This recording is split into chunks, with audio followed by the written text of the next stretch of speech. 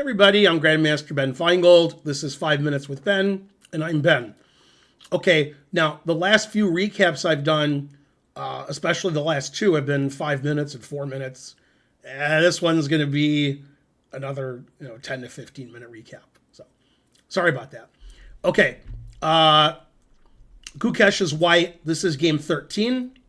The match is tied 6-6. Going into game 13. And let's see what Gukesh can do with white. They played another French defense. And once again, in this position, which they've reached before, white played knight ce2. And typically, white plays f4 here. So knight ce2 is what Gukesh decided to play in the match. Okay, c5, c3. Now white played a3, controlling the b4 square. And they developed their pieces. Knight b6, knight f4. They traded on d4. Ding played knight c4. Very aggressive play from Ding. White captured. And white developed last piece. So white has a lead in development. White has pieces near the king side that can start attacking black's king. Pawn on c4 is either good or bad. It's bad if white captures it. If white doesn't capture it ever, then it's good. Of course, black would like this knight not only attacking the pawn, which is defended a lot, but on d5 or f5 would be good squares for the knight. But it's hard to get the knight there.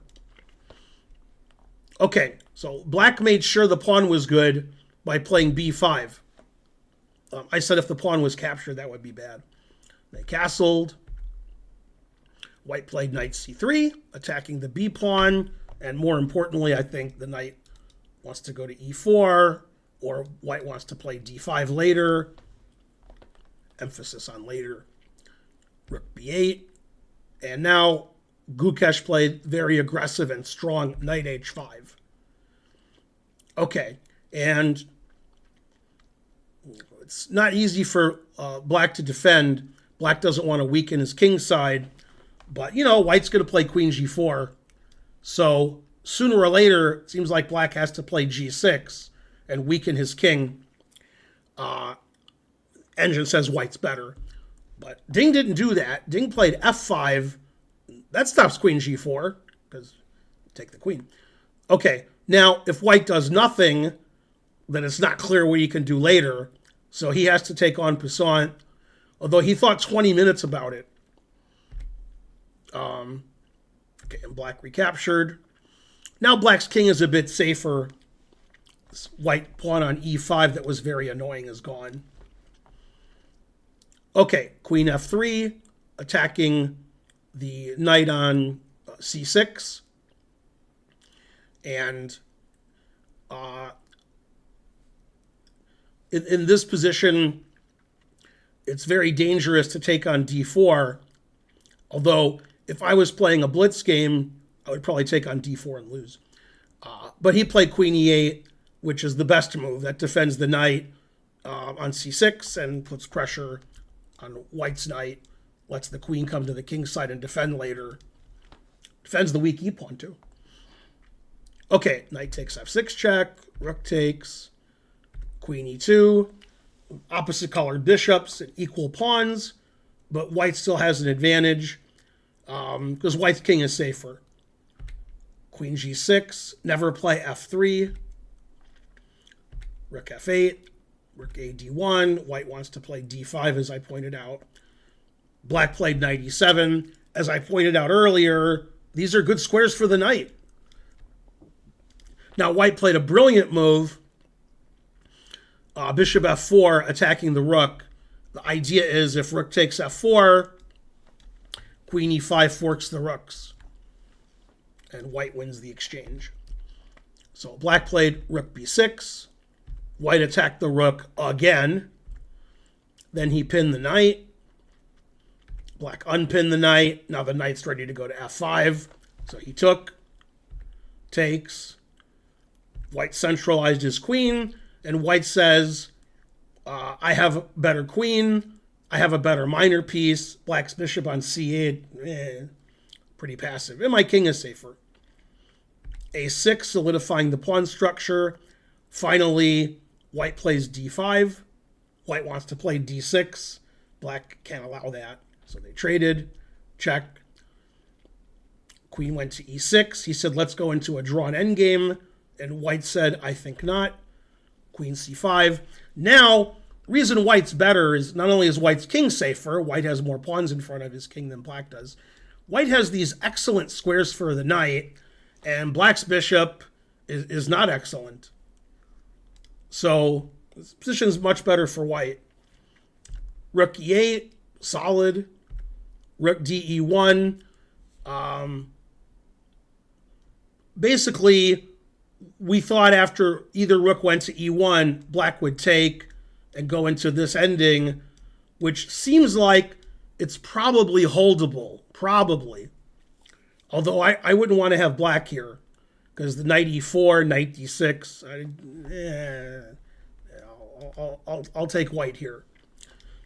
But Ding surprised the commentators and played queen f7. And in this position, Gukesh made what I believe is like almost the only mistake in the game. So far, Gukesh has played virtually perfectly, and now he can achieve an almost winning position, if not winning. Depends who you talk to. Rook e8 check, queen e8, knight e4, with the idea of knight d6. And the all-knowing engine says white is up 1.4. The white knight is just a monster, and black's king is a little funny. Again, black hasn't moved the bishop yet. Knight d6 is winning if it's white's move. But Gukesh decided to play knight e4, but not trade rooks. And in this position, in time trouble, Ding Liren found the only move to keep playing. Now knight d6 is even stronger, because it forks everything. But Ding Liren found the only move, rook f8. Pretty good in time trouble. And the idea is, after knight d6, which looks winning, again, Ding Liren plays the only move, rook c7. And now if they trade queens, there's no reason for black to fear. So queen e5 was played, and then queen f6. Again, black wants to trade queens, go into a drawn endgame. White wants to keep the pressure on, check. And in this position, white doesn't really have a way to further their goals of playing more aggressively. Black has done a good job of stopping everything. And the main idea is, if white plays knight e8, which forks the queen and the rook, then queen b6 check, and black escapes. Good thing it's check. Okay, so rook e5 was played, dominating the center. Rook e7. And white just doesn't have enough to win. Material's equal. Black's king is safer now. And basically, white has everything that he wants.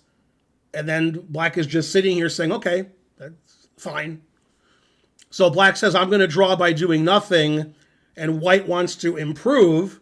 But how? What can white do to make his pieces better? That's about as good as your pieces can get. And the problem is, white's king is open on the diagonal. White's b2 pawn is weak. So white has to be careful. If white plays too aggressively, you could even get in trouble. Queen c5. Knight e4 attacking the queen. Queen goes to f4. It wants to go to c1 check. Rook e7. Bishop f5. No reason that black is worse now. Queen d4. Threatening mate. Rook g8. And black has enough counterplay. And the queen and rook ending is even pawns. Nobody's king is really safer. And Ding Liren decided to make the game a draw by playing c3. And the idea is, if you take with a pawn, then white doesn't win any material. And if you take with the queen, we go into this drawn rook and pawn endgame. And white can play rook c3, I guess. Then rook c4, rook a4. Nobody's better here. Okay, so c3 was a really nice way to draw. Everybody thought Gukesh would take with the queen, and they would draw soon. Gukesh always plays for the win. Pretty risky, giving black a passed pawn. And black pushes the passed pawn. Now black wants to go into another drawn rook and pawn endgame. And again, we thought they would trade queens, and they would trade pawns, and they would get probably to rook and 3 versus rook and 2. Or maybe black can hold on to the pawn. For example, in this position, rook c7 is risky, because after rook a8, that's a pretty strong pawn. Okay, white doesn't want to lose. So if white wins the pawn, then black can win the c pawn. And obviously nobody's better here. So Gukesh played for the win again. Queen e5, attacking the b pawn. Queen c6. And finally, white went into the drawn rook and pawn endgame. Well, he could take the queen and draw, but he played queen takes c3, which also draws. And rook and 3 versus rook and 2 is a pretty easy draw at the top level. And Gukesh didn't really make any inroads. 4 against 3 is a draw, but that's tough. And after f5, black has an instant draw by playing h5 check. And after king takes h5, rook takes g3, I'd probably rather have black. White's king is stalemated there.